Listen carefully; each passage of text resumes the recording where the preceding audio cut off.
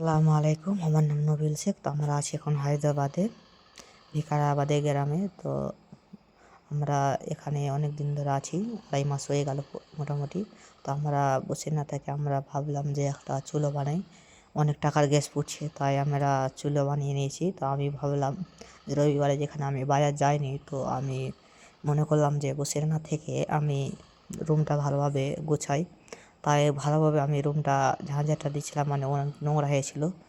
আমাদের রবিবার আসলে আমাদের একবার করে রুমটা সাফ করতে হয়, কেননা যে আমাদের রুমটা অনেক অগোছালো থাকে, টাইমই পাই না ওরকম কাজের চাপে। তাই রবিবারে হাফবেলা কাজ করি। তো আমি এখানে আটাশ আনতে বসে গিয়েছিলাম। তো বাইরে আমি চুলা বানাচ্ছিলাম, চুলো বানিয়ে টিয়ে আমি কমপ্লিট করে দিয়েছিলাম। তা আমি ভাবলাম যে আলুটা বাইরে আমরা চিকেনটা বানাই। তো বাইরে আমরা চিকেনটা বানাতে নিয়ে গেছি। তো আমাদের এখানে একটা কাকু আছে, অনেক সুন্দর পরোটা বানাতে জানে।